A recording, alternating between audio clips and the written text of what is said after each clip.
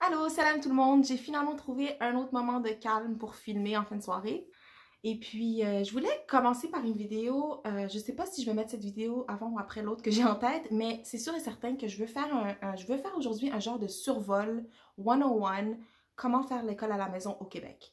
Puis je parle pas ici de comment s'organiser, comment trouver des ressources. Je parle de vraiment comment basic, de quoi ça a l'air, nos obligations légales par exemple. Donc, il y a différents scénarios, cas de figure.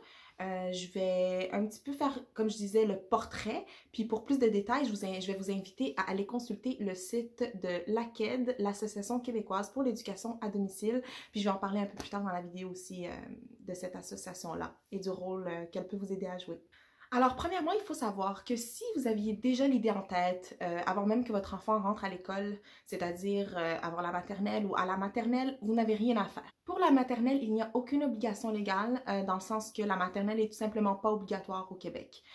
Donc, vous pouvez continuer librement, comme si votre enfant était tout simplement avec vous au lieu d'aller à la garderie. C'est sûr que ça reste pas la norme, c'est sûr que vous à la maison vous allez monter un programme ou faire vos affaires ou commencer à trouver vos ressources, mais au moins vis-à-vis du gouvernement, il n'y a rien à faire et on ne pourra pas vous reprocher de ne rien faire. Par contre, si votre enfant a 6 ans, au mois de juillet, l'année qui commence l'école. Donc, c'est là que l'instruction devient obligatoire. Et je dis l'instruction parce que c'est l'instruction qui est obligatoire, l'éducation et non l'école. Donc, l'école à la maison est un choix 100% légal. C'est un choix d'éducation qu'on peut faire. Et là, il faut remplir certaines obligations pour le faire comme il faut, puis pouvoir conserver ce droit et pas se le faire retirer. Parce que oui, il y a des enjeux de négligence. Et quand on parle de négligence, on parle de DPJ. Pas pour faire peur, mais c'est une réalité dont il faut être conscient.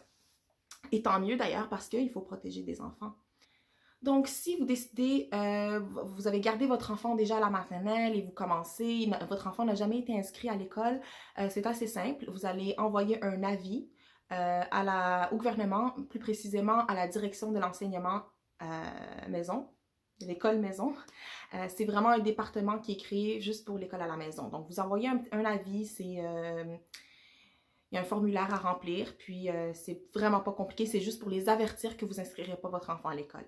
Ah oui, et si vous décidez de retirer votre enfant en cours d'année, parce que ça arrive beaucoup qu'il y a des difficultés, un changement de plan, un déménagement, whatever, vous décidez de faire l'école à la maison en plein milieu de l'année, vous pouvez anytime, donc tout ce que vous avez à faire, c'est retirer votre enfant, ne pas l'envoyer à l'école et envoyer tout de suite l'avis au gouvernement. Et là, les obligations vont découler à partir de là. Donc, mettons que vous décidez de retirer votre enfant le 14 novembre, ben là, vous envoyez votre avis tout de suite et vous avez 30 jours pour présenter le plan d'apprentissage et tout va débouler à partir de là.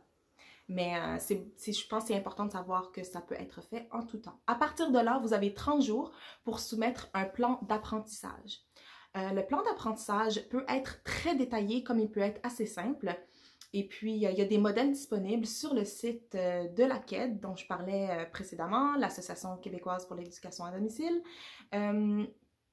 D'ailleurs, une petite parenthèse, je trouve que si vous comptez homeschool, je pense que c'est assez pertinent de s'inscrire, de payer pour être membre de cette association-là. Premièrement, tu sais, ça fait comme un groupe de soutien, ça donne des rabais sur certaines choses. Il y a un congrès une fois par année qui est vraiment cool, qui est vraiment inspirant, puis vous auriez un rabais pour ça. Mais c'est aussi une manière de supporter l'association. L'association offre du soutien légal, elle offre des ressources, elle est en contact direct avec le gouvernement pour un peu défendre nos intérêts, nos points de vue.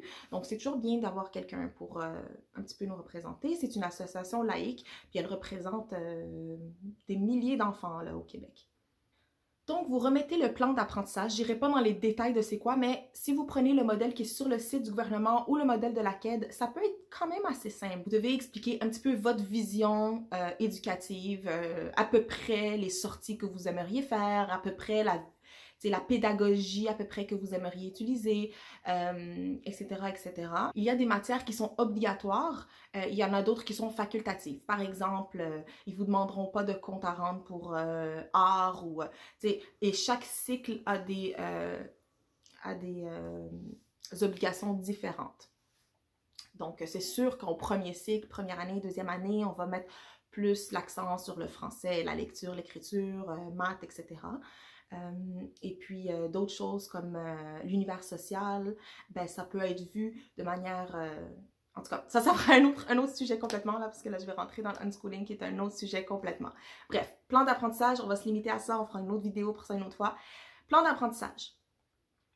Une fois que votre plan d'apprentissage est soumis, you're good to go. Là, vous faites vos affaires, vous mettez en œuvre votre projet, vous avez vos sorties, vous avez votre groupe de soutien, un autre sujet ça aussi, vous avez tout ce que vous faites là, vous faites ce que vous avez à faire, bref. On va vous assigner une personne ressource au gouvernement. Donc, une personne qui va être en charge de votre dossier. Vous pourrez la contacter, elle pourra vous contacter. Si vous avez des questions, vous pourrez lui écrire directement à cette personne-là.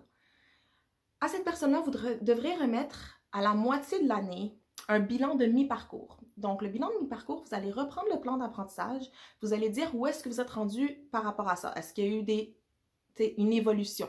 Est-ce que une amélioration? Qu'est-ce que vous avez fait? Qu'est-ce que vous n'avez pas fait?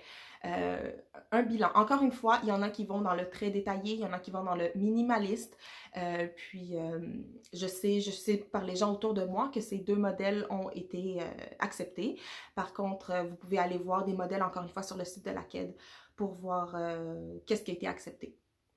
C'est quelque chose qui évolue beaucoup parce que la loi sur l'école à la maison, elle a beaucoup été changée récemment.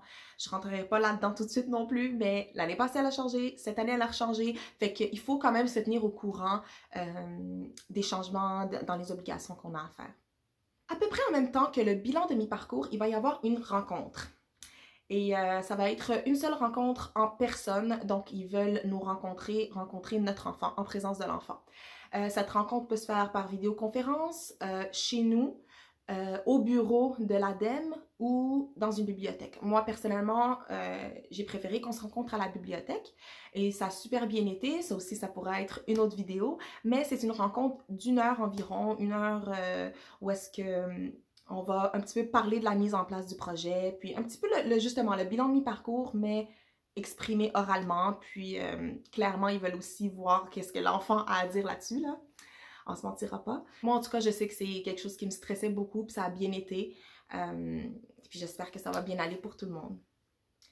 Après ça, après l'évaluation, après le bilan de mi-parcours, la rencontre, ben on a encore une couple de mois de lousse. Et à la fin de l'année, il faut faire une évaluation de fin d'année. Donc, comment ça se fait ça? C'est pas des examens, c'est en fait... l'enfant doit être évalué d'une façon ou d'une autre. Donc, vous avez le choix de faire un portfolio. Donc, vraiment prendre des photos de tout ce que vous avez fait, des photos des projets, des photos des sorties, mettre ça ensemble dans un... Il y en a qui utilisent des logiciels en ligne ou même un blog ou quelque chose comme ça pour montrer... évaluer. Puis d'ailleurs, il y a des écoles qui font ça comme ça, les écoles alternatives, notamment évaluent par portfolio. Donc, c'est tout à fait legit. Puis sinon, il y a l'évaluation par prof, l'évaluation par un titulaire dans permission d'enseigner.